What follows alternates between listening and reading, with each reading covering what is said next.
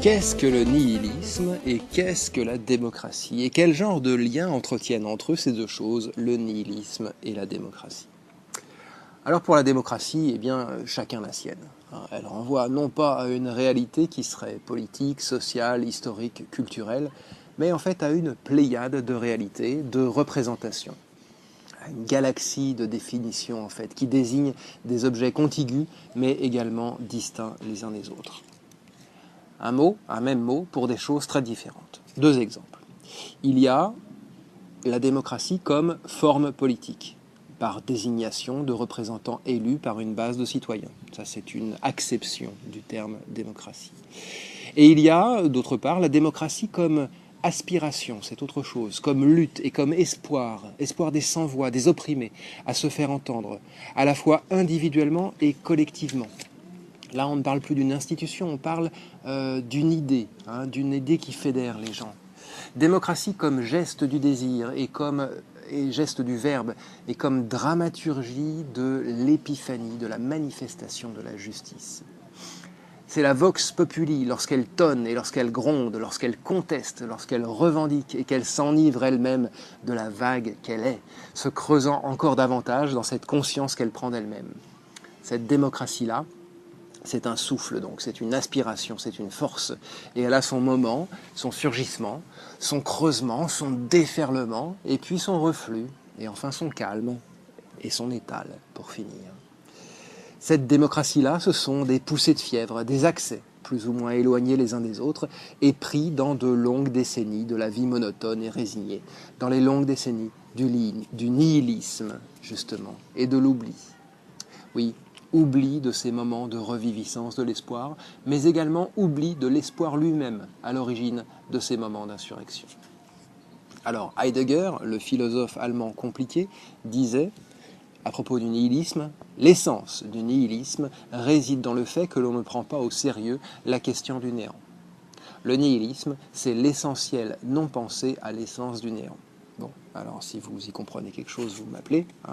Mais on peut tout de même comprendre ceci dans ce qu'il dit. Il nous ouvre une piste, en fait, ce Heidegger, Martin Heidegger.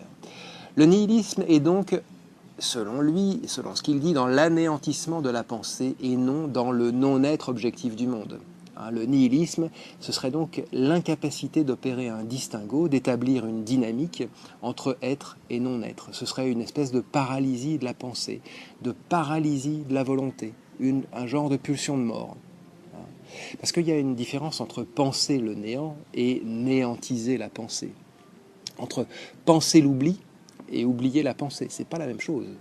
Entre penser la mort et tuer la pensée, c'est pas pareil. Ah bah oui, non, penser le vide, vider la pensée, etc. On peut s'amuser comme ça. Vouloir le néant ou ne rien vouloir. Et c'est ça le raisonnement du nihiliste, en fait. Puisqu'il n'y a rien, j'en fais le constat, c'est évident, il n'y a rien, eh bien je vais vouloir ce rien. Je vais m'inscrire dans l'orthodoxie.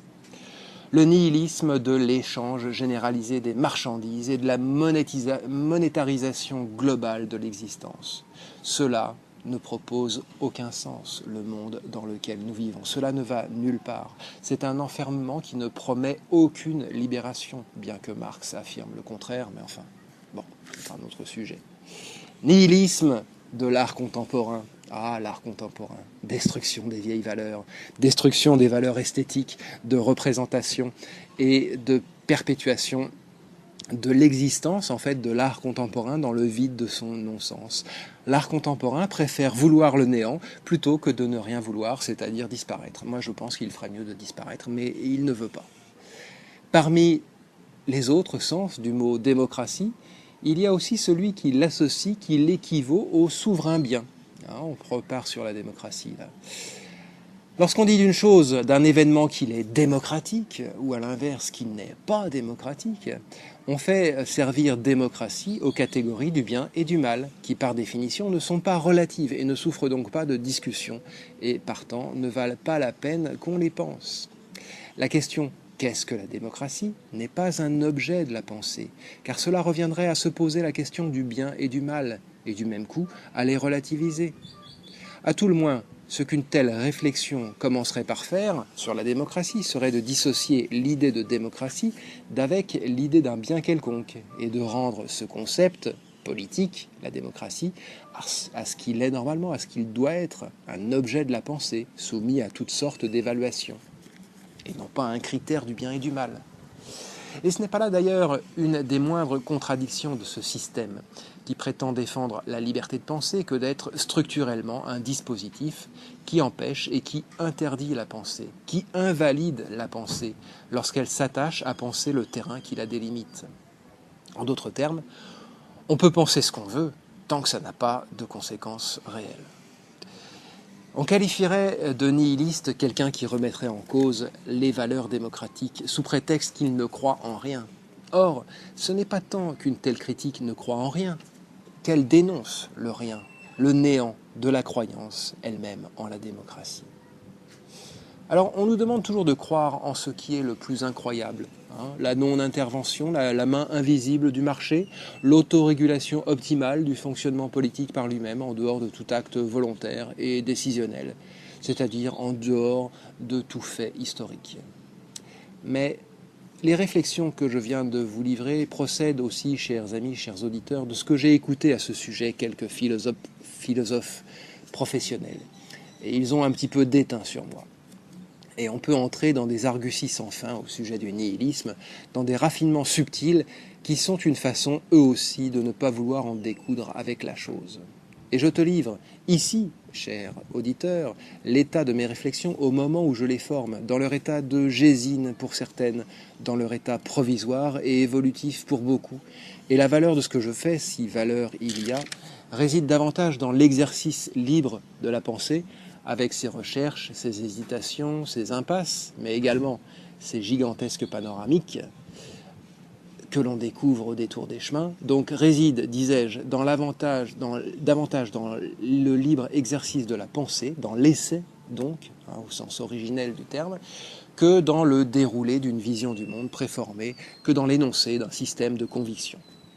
Mettre ma pensée à l'épreuve de la chose, à l'épreuve du réel, d'un problème, est ce que je tente de faire avec plus ou moins de réussite selon les cas, dans ces chroniques que vous avez la patience et la bonté d'écouter jusqu'au bout. La culture, certes, oui, c'est de la miel, mais la miel, avant d'être un produit fini, c'est aussi un lent et patient processus d'élaboration qui se nourrit de ce qu'il rencontre en chemin. Discontinuons donc cette chronique, puisque nous nous le permettons et que nous revendiquons même l'exercice de la discontinuité comme un coq à l'âne désirable. Alors, le nihilisme est l'aquabon qui nous saisit lorsque nous nous rendons compte que tout est vain.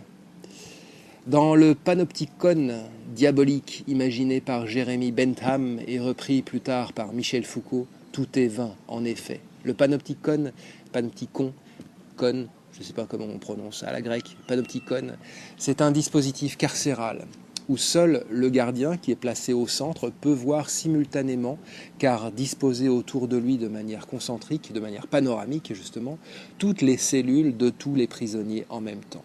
Cela rend ces derniers incapables de rien entreprendre concernant leur évasion, se sachant vus à chaque instant.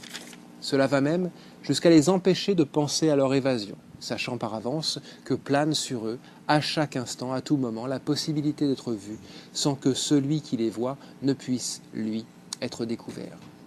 La dissymétrie du rapport de pouvoir, induit par les positions « voir, être vu », rend caduque, avant même sa formation, toute velléité d'indépendance. C'est là l'essentiel, toute velléité d'indépendance, même mentale. Mais le panopticon de Jeremy Bentham est devenu pour nous, le temps aidant, l'image même de la sujétion généralisée de la population à la logique de la gestion politique, économique, culturelle, promu par cette société postmoderne, comme on l'appelle. Contrôle généralisé, réseaux sociaux, reconnaissance faciale, algorithmes personnalisés, intelligence artificielle, robotisation, prévision des patterns comportementaux, puces sous-cutanées, interface neuro-informatique, nanotechnologie, assujettissement et arrimage du biologique à la sphère du numérique. Il est drôlement chouette le chemin que l'on a devant nous. Quand je pense à tous ces abrutis qui vaticinent sur les fabuleux défis qu'il nous reste à relever. Et pour vous en donner un peu plus d'enthousiasme, un peu plus de cœur à l'ouvrage, chers auditeurs libres, vous aussi, voici venir des armes qui ne sont certes pas nouvelles, mais qui connaissent ces derniers temps de grandes avancées techniques. Les armes électromagnétiques ou armes à énergie dirigée. De nulle part, sans être vu, sans même qu'on sache que l'on est en train de le faire, on peut cibler des systèmes informatiques, des systèmes électriques, des bâtiments, des populations ou des individus, et induire, sans les en informer, des comportements, des maladies, ou même donner la mort. Ça vous paraît de la science-fiction? Mais ça n'en est pas. C'est l'ultime accomplissement du panopticon global de Bentham, capable de faire taire n'importe qui, n'importe quand, sans avoir à se justifier, sans avoir même à se montrer. C'est l'impersonnalité absolue du pouvoir, de la contrainte et de la punition. C'est la garantie que tout le monde se surveillera désormais tout seul et se surveillera jusque dans ses pensées. Plus besoin de vigie humaine. Les quelques cas de comportements déviants seront repérés par des patterns comportementaux qui éveilleront l'intérêt des algorithmes. Les dits, aussi bien que les non-dits, seront significatifs. Fini donc les méthodes anciennes, les assassinats ciblés par drone, qui étaient la spécialité de François Hollande et de Barack Obama, chacun dans son style. Obsolète. Nous allons tous rentrer dans le rang. Déjà, nous avons perdu notre innocence. Le nihilisme a de beaux jours devant lui, et l'indicible horreur encore bien plus.